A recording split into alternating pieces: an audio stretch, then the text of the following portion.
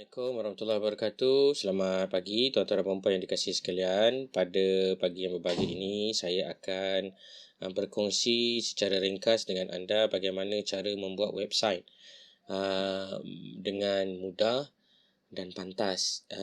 Dan ini adalah salah satu daripada cara anda ingin memantapkan sebarang perkhidmatan yang anda sediakan kepada pelanggan jika anda juga buat website untuk pendidikan dan lain-lain. Baik, mari kita mula. So, asas utama yang dalam website ini adalah anda perlu ada domain dan hosting. So, domain dan hosting ni anda boleh cek pada mynic.my. Kat sini adalah satu jabatan ataupun satu corporate company yang akan membantu anda untuk mencari domain dan juga memberikan anda idea dekat mana kita boleh dapatkan domain yang bagus. Kita boleh cari provider lah. So, saya akan bagi link dekat bawah ni. Kalau anda tengok, itulah provider saya. Kalau anda klik kat situ, saya dapatlah sedikit commission yang berkaitan. So, kalau anda nak beli domain dan hosting, saya cadangkan anda boleh go to this website lah. GB Network. So, dia adalah sangat komprehensif sebab anda boleh customize anda punya kehendak. Okey, selepas kita dah beli kita punya hosting dengan domain, dia akan bagi kita client login tau. So, client login ni is very important lah untuk anda mentadbir urus anda punya domain dengan hosting. Tapi benda ni insyaAllah senang, tak ada masalah. So far saya gunakan perkhidmatan GB Network ni, saya dapati tidak ada masalah lah. Support system pun beroperasi 24 jam, pagi, petang, malam pun. Cuma bila COVID ni dia ada sedikit delay lah. Itu pun tak signifikan sangat pun. Alright, selepas anda dah beli satu-satu website, maka pihak GB Network ataupun mana-mana provider akan bagi anda cPanel. Okey, untuk makluman, cPanel ni adalah seperti brain tau. Seperti brain dalam anda punya operating system lah. So, saya akan login sekarang. Saya punya cPanel menggunakan credential yang berkaitan. Dan anda akan tengoklah kejap lagi contoh cPanel. So, biasanya kalau kita beli sendiri website kita ni, daripada kita ada domain sendiri, kita ada hosting dengan domain, maka kita ada cPanel. Tapi kalau anda beli, pakai WordPress ataupun Google Site, dia tak bagilah anda punya benda tu. Anda punya tak boleh nak di-customize sangat. Okay, so sekarang ni kita nak try tengok apakah yang sangat penting dalam kita punya pembikinan website ni adalah domain lah. So, anda boleh pergi kepada domain dan kita boleh create subdomain. Okay, subdomain ni utamanya adalah sebab kita nak memecah-mecahkan kawasan kita ni mengikut fungsi-fungsi tertentu. Contoh, saya punya website ni kebanyakannya untuk pendidikan. Jadi saya ada learn ni untuk pembelajaran, LMS ni untuk pembelajaran juga, blog untuk blogging lah, exam adalah untuk peperiksaan. Okay, katakan saya dah buat domain ni. Cara dia anda letak nama lah. Contoh anda letak blog ni tadi. Anda tekan create, maka dia akan buat blog.my. Selesai. Kemudian tuan-tuan dan perempuan boleh proceed untuk membuat installation. Semua cPanel sekarang ni dah ada script installer seperti ini, dipanggil sebagai Softaculous. Ini sangat senang sebab anda tak payah belajar coding pun. Anda boleh terus pergi kepada WordPress ni contoh. Dan anda boleh terus install apa juga skrip yang anda mahukan. Kalau anda nak buat forum, anda nak buat software gaming pun boleh. Semuanya dah ada dekat dalam ni. Yang berkenaan lah. Saya education ni saya ada macam-macam option. Saya boleh pakai Moodle, Camilo, TCE exam dan lain-lain. Tapi untuk aktiviti hari ni saya akan just proceed to the WordPress. Antara content management system yang paling mudah lah. Kemudian saya boleh klik install now dan dia akan tanyalah nak install dekat mana. So, saya akan minta dia install dekat saya punya blog. Okay, blog. Dan saya boleh hilangkan this directory dan saya boleh tulislah kesihatan persekitaran.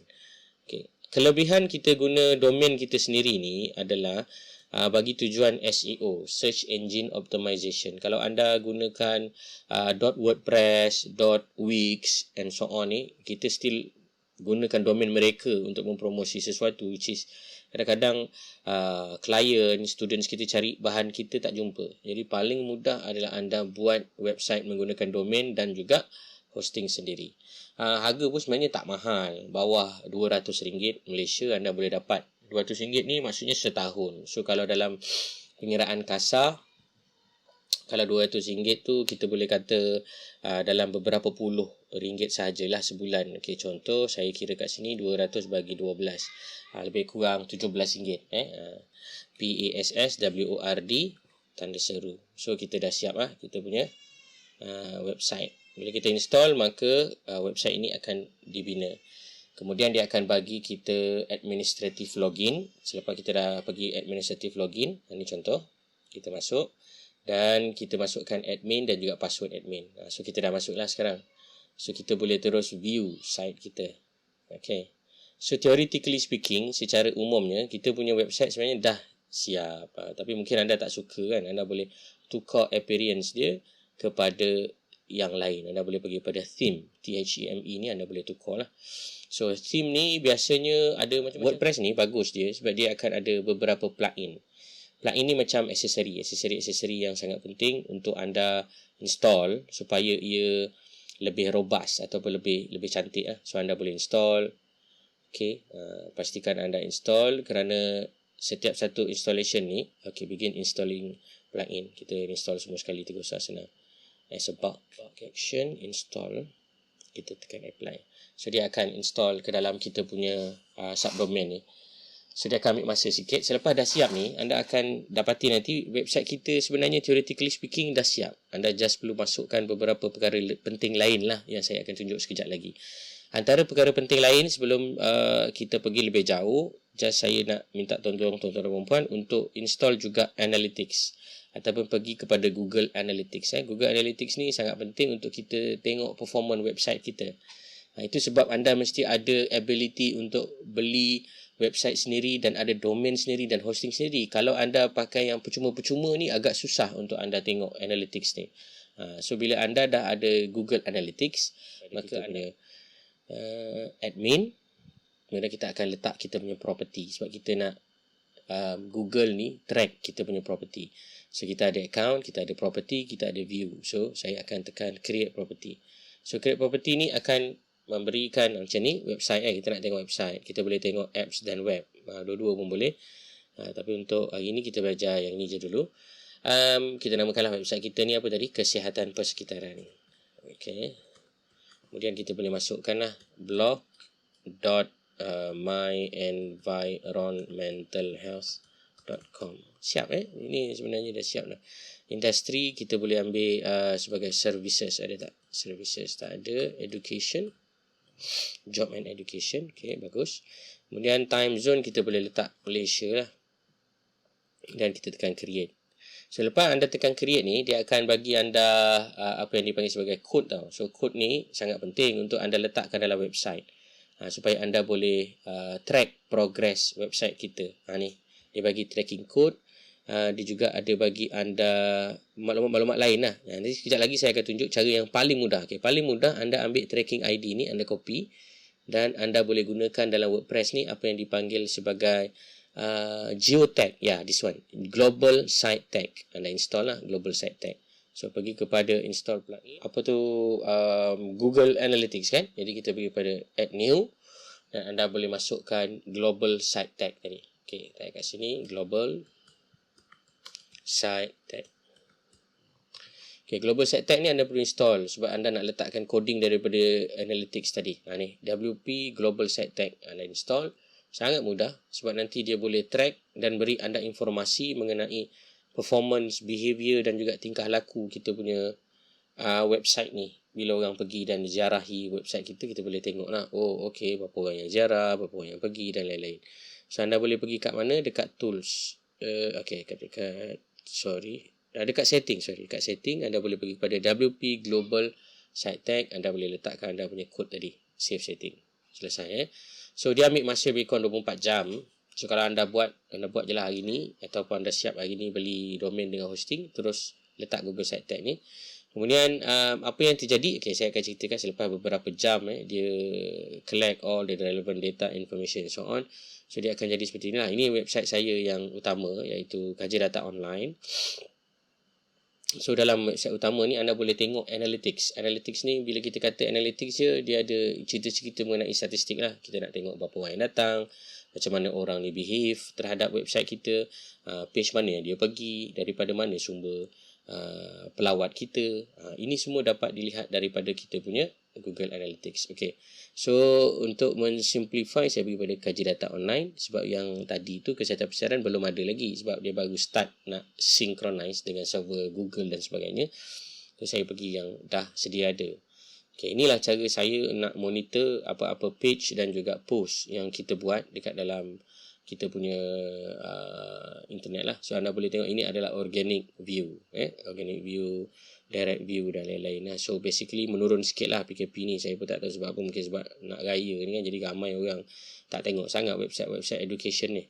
So kita boleh nampak daripada negara mana, jenis peralatan apa yang digunakan untuk lihat benda-benda ni. Anda juga boleh tengok behavior. Behavior ni sangat penting lah, sebab kita nak tengok kita punya flow, behavior flow. Orang akan tengok kita punya website ni start daripada page yang mana. Dia katakanlah page ni, page tu. Okay, ni contoh.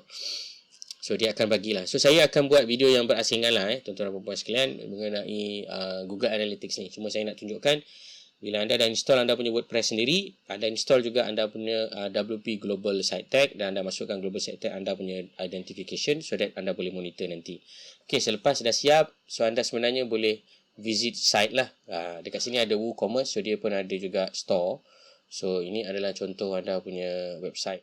Okay, mungkin ada yang tanya macam mana nak lebih mudah buat. Jadi saya rasa tema ni tadi tak best lah. So kita akan ubah lah tema ni kan. So saya suka tema yang lebih beautiful one page seperti ni. So, cara dia anda boleh download.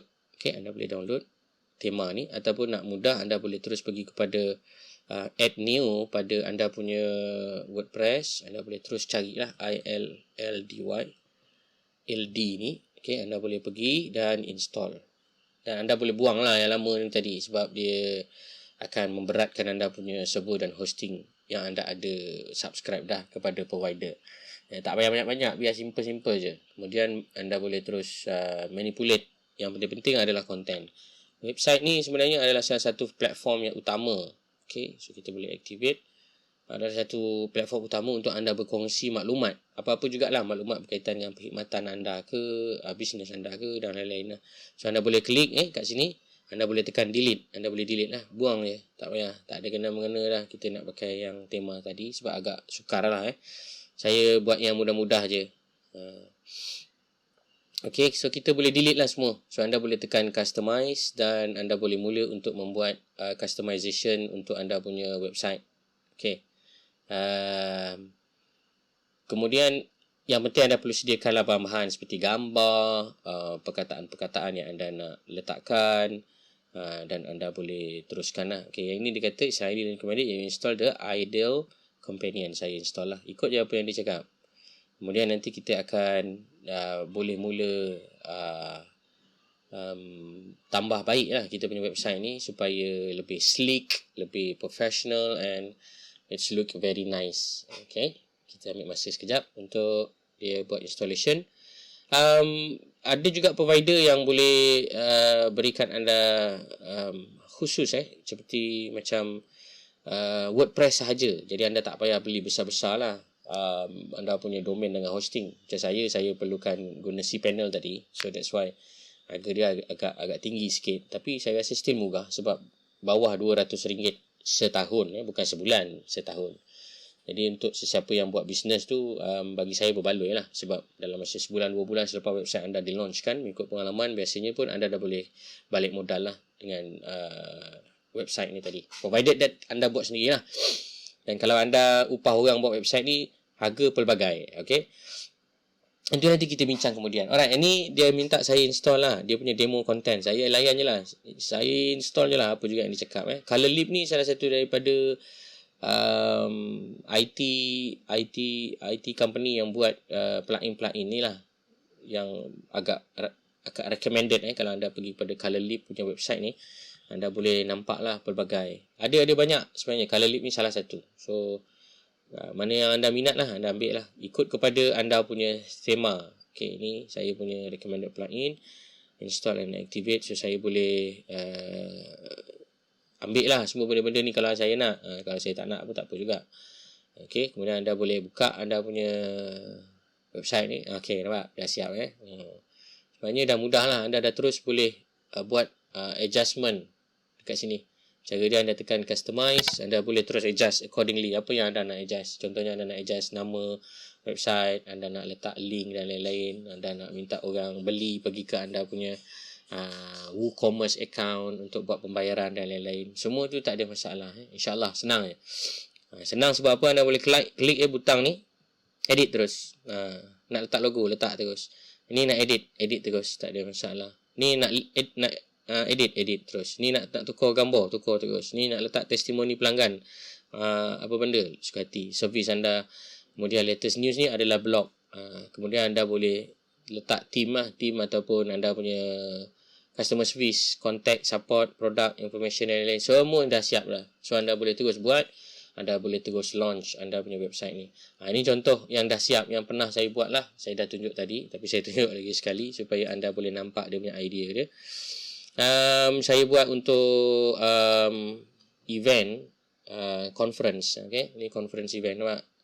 Kita terus letak je kat sini. This one page punya website, sangat komprehensif lah. Kita boleh letak testimoni, ini kita tukar conference speaker, tak ada masalah. Okay, so kalau anda nak ubah pula kepada bentuk lain pun boleh juga. Kalau yang kata educational kan, ni contoh yang educational. Ubah sikit dia punya view dan juga structure dia jadi educational website. Yang ini lebih kepada LMS lah, Learning Management System. Okay, dah siap, maka anda boleh terus launch website ni di public. Okay, selepas itu kita akan belajarlah nanti dalam video-video yang akan datang tentang bagaimana cara kita nak mencantikkan website kita ni dan juga membuat pelbagai lagi benda-benda yang lebih teknikal dalam website ni. Tetapi secara umumnya apa yang penting dalam pembikinan website ni telah saya kongsikan bersama tuan-tuan dan puan. Dan ingat, ianya tidak mengambil masa yang begitu lama, kos pun agak rendah dan anda boleh terus buat lah, dan beli pun boleh dapat terus. Okay, so jika anda mempunyai pertanyaan, persoalan dan juga sebarang perbincangan yang ingin kemukakan, boleh dipersilakan untuk letak dalam komen. Cuba untuk buat website sendiri, tetapi nak mahirkan dulu dalam certain penggunaan.